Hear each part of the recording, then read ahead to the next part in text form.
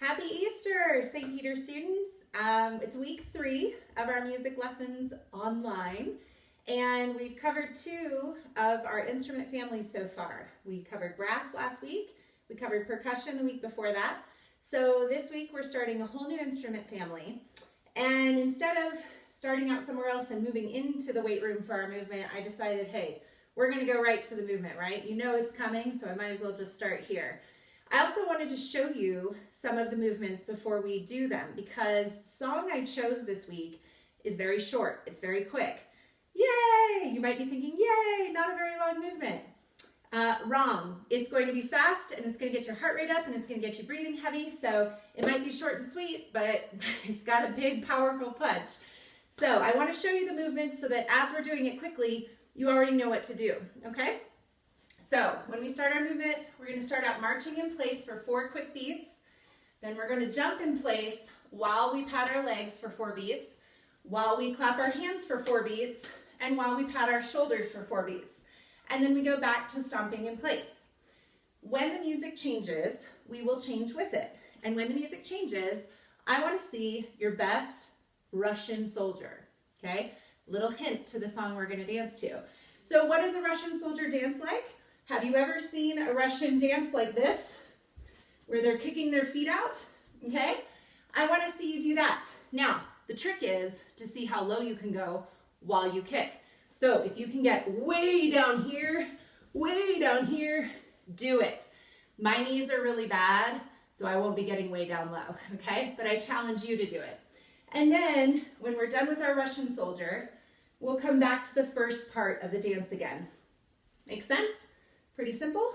Sure. Okay, so as always, I want you guys to be listening for that instrument, okay? It's going to be a short song, and you'll probably hear some instruments that we've already talked about. But I want you to listen for the one that seems the most prevalent in this song. I also think that most of you will recognize this song. It's by a composer that we talked about last quarter. And it's a pretty famous song from a pretty famous ballet. So be listening for it, and we'll see if you get it after the movement. Okay, here we go.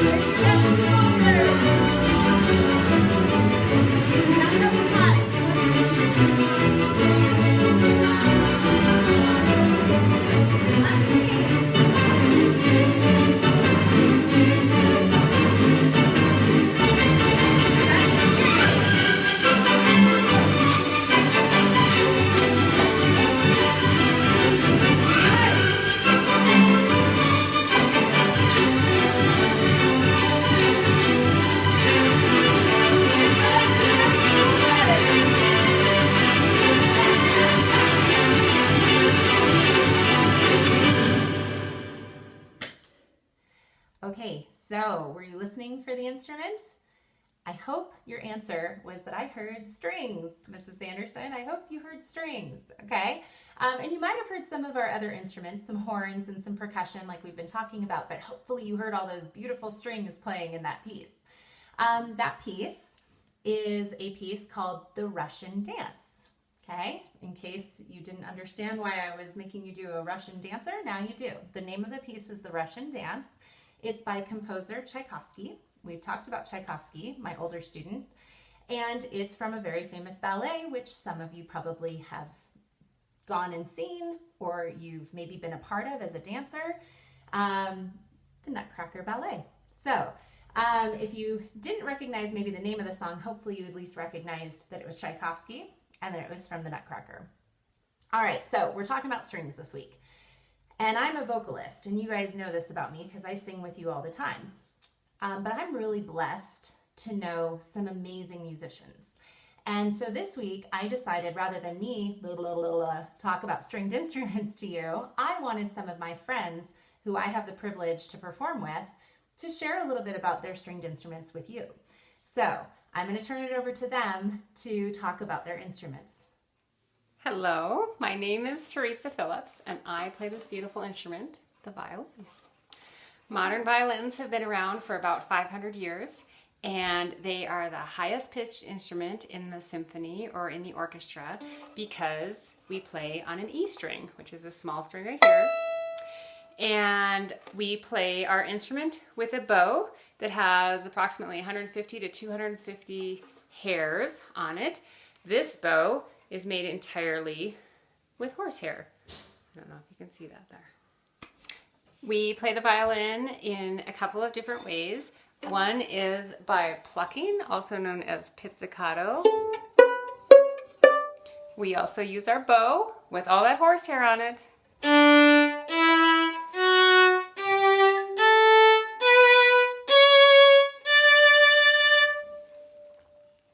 And I'm going to play for you a concerto that a student might play after practicing every day on their violin for about 4 years or so.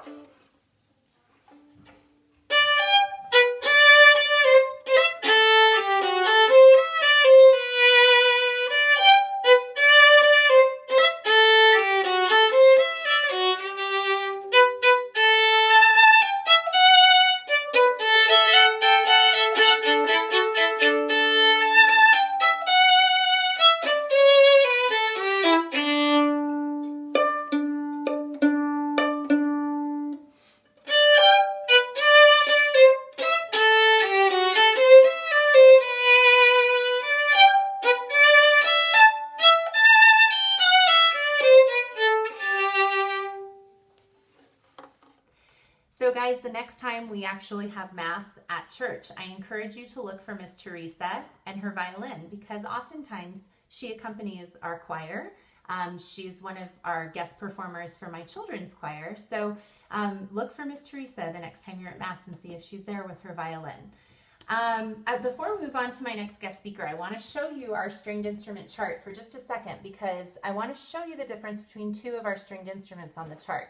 So the violin is the one Miss Theresa just talked about, and the one next to it is the viola. And if you look at them, they kind of look the same, don't they?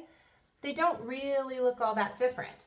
Well, the viola is just a little bit bigger in size. And remember, Miss Theresa said that the violin plays the highest pitch notes, so those really high soprano notes. And the viola plays notes that are just a little bit lower and lower and lower and lower and lower and lower and lower. So the violin plays higher notes and it's a little bit smaller. The viola plays lower notes and it's a little bit bigger, okay? My next guest who's going to talk about our next stringed instrument on the chart is someone who may be familiar to you. She's at least familiar to two of our students from St. Peter's because she happens to be their mom. Hi guys, my name is Mrs. Chadden and I am Jack and Emma Chadden's mom, and I hope you all are having a really blessed Holy Week and you're working really hard at your studies at home. I'm here this week to help Mrs. Sanderson out with your music lesson because I play the cello, and this is my cello. The cello is a member of the string family along with the violin, the viola, and the string bass. Now it's not as big as the string bass, but it's certainly bigger than the violin and the viola. The violin and viola you hold on your shoulder, but I have to hold my cello between my legs. I can play my cello a couple different ways. I can pluck it, or I can use my bow. The bow is really an interesting thing. It's made actually out of wood on the top and then horsehair. And that's what I use to draw across the metal strings to make a sound.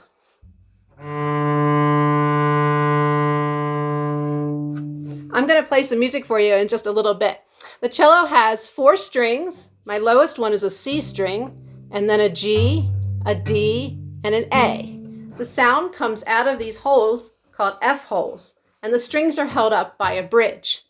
My cello was made in 1892, so it's a pretty old instrument, but the oldest cello still existing in the world was made in the 1500s. The cello is actually short for violoncello, which was its original name, but most people now just call it a cello. Okay, so before Mrs. Chadden plays a couple samples of music for us on her cello, I wanted to talk about the violin and the cello and one of the things they have in common, and that, of course, is how they are played. They mentioned that they can pluck their instruments by plucking the strings, or they can use a bow. And the bows are made with the same type of hair. Remember, made out of that horsehair, okay? With a violin bow, it takes about 150 horsehairs to make the bow. With instruments like the cello and the double bass, it can take nearly 300, so 2 times as many horsehairs just to create that bow for one instrument, all right? Also, Miss Theresa's violin, we've heard samples of more orchestral music using the violin, but the violin can be used in country songs and in folk songs. And when we use it in that style of music, remember we talked about those genres, folk and country, last quarter. When we use the violin for that style of music, we actually refer to the violin as a fiddle, okay? So when you hear that in a country song, know that that's the violin. They just might refer to it as a fiddle, okay? So we're gonna listen to Mrs. Chadden play a couple of pieces, and the first 2 pieces, she does not name them. And I wanna see if some of my older students recognize the music she plays, so be listening. Hi guys, I'm back to play some music for you. The cello is a really diverse instrument which can be used in all kinds of things, from rock bands to jazz to blues to fiddle, folk, and of course classical music. The cello has a really warm, mellow sound at times, or it can be sort of a rock rhythm instrument, but it is very much like the human voice in its range.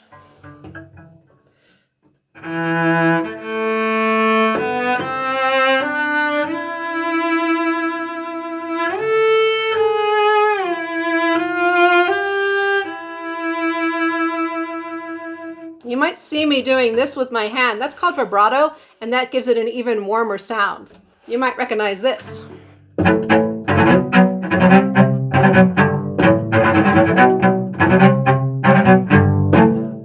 Or maybe this.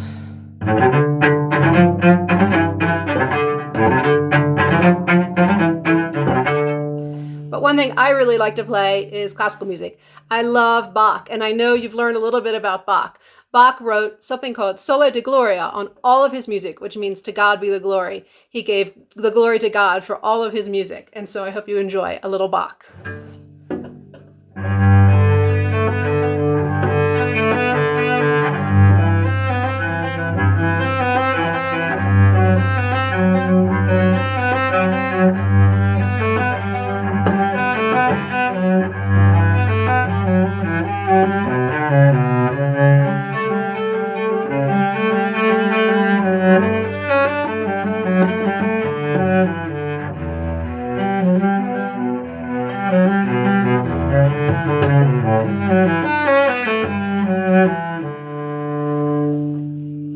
Have a great week, guys. See you later. Okay, so before we talk about the songs that she played, I really quickly want to talk about the last instrument here that looks like the cello that she kind of mentioned, which was the bass. The bass has to be played standing up because it's nearly 6 feet tall. You can play it sitting down, but if you do, you have to be on a really high stool. And that bass, you can see the difference between the cello and the bass. It's considerably larger, right? The bass plays those very deep, low notes. I can't sing that low, but the bass is the lowest of the stringed instruments in sounds, okay? So I'm not going to tell you what the names of the songs were that she played because I want to challenge you guys to tell me this week. It's part of your musical challenge. I want you to tell me if you can guess them. There were 2 that she didn't name. And I want to see if in our Google Classrooms, anybody at any time, feel free to just write it in there and say, I think the first song was this, or I think the second song was this. And we'll have a little conversation about it, okay? I want to talk about our Google Classrooms because those are new as of last week. I just set them up, and I think most of you have already gone into them, and some of you have communicated with me. The Google Classrooms are not meant to stress you out or feel like more work, okay? The Google Classroom is just an opportunity for me to be able to talk to you guys, for you guys to ask me questions about anything you're seeing each week or not understanding or maybe have a question about. So please feel free to use them to communicate with me because I miss you guys, okay? So That's what the Google Classroom is for. These music challenges, that's the other question I'm getting a lot of from both parents and students. Mrs. Sanderson, are we supposed to do the music challenge? How are we supposed to answer you? Do we email you? Do we have to tell you what it is? No, the answer is no. I would love for you to do the music challenge because it just extends your learning of whatever we're talking about. But at the end of the day, I want this time that you and I spend together, this short amount of time each week, to be fun, to be educational, and not to stress you out. Okay, so hop into Google Classroom and talk to me and chat with me and tell me what you found interesting if you'd like, but please don't stress yourselves out. Okay, so music challenge this week for my older students is definitely see if you can tell me what the names of those 2 songs were that Mrs. Chadden played. Okay, last thing before we go. I want to show you one more instrument in our string family because we haven't talked about it, but it's quite possibly the most popular stringed instrument and most commonly found in all of our homes. And that would be the acoustic guitar. Here it is, right? Okay. And when we say guitar, that includes like mandolins and ukuleles and, you know, any of those types of stringed instruments, string guitars like that. Okay. The guitar is super popular. We hear it in all kinds of different music, right? And many of you probably play the guitar or have a family member that plays the guitar because it's a relatively easy instrument to learn to play. For example, my dad taught himself to play, and then he taught me to play. And so we both can play pretty average. We're not amazing. And certainly if you want to be like a virtuoso on the acoustic guitar, you're going to need some lessons. But it is one of those instruments that's perhaps the easiest of all types of instruments to at least be able to initially learn to play basic chords and strumming. So I want to leave you with a recording that my dad and my children and I did about a week ago. We were asked to record something for the church as we prepare for Easter. And there are 2 reasons why I want you to listen to this piece that we recorded. The first is that it uses our percussion instrument, and I'm going to teach this song to you as we get into our Zoom sessions in a couple of weeks, okay? It's an Easter song, okay? And so going forward, we're in Easter now for several weeks. And so it's a great song for me to be able to teach you guys. It's simple, it's easy, and it's got a simple tune, all right? The other reason why I chose this song specifically was because it has an amazing message. And I know a lot of us are struggling with having to be home, not being able to see our friends, not being able to be in a real classroom environment and do the things we love to do with the people we want to surround ourselves with right now. And so COVID has just kind of turned our whole worlds upside down. And what I love about this song is that because it's an Easter song, it has a message of hope and love. And the words are amazing, and I want it to brighten your days, and I want it to make you happy. So I think if you listen to it, it might make you happy, and if you sing it, it might make you happier. So we're going to be making music together in a couple of weeks, and I want you to listen to this song and enjoy. Happy Easter, everybody.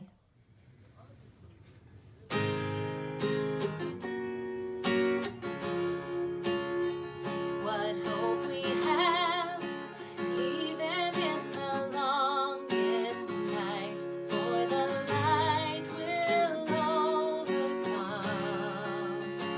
We will not fear, for we know the sun will rise. Hallelujah is our song. What peace we have, even in this wounded world, where the battle rages on. We will not fear, for we know the sun will rise. Hallelujah is our song. Hallelujah, hallelujah, He is risen over all. Hallelujah, hallelujah, hallelujah is our song. What joy we have, for the stone is rolled away, and the tomb holds nothing now. No sting of death, no power over sin or grave. Hallelujah.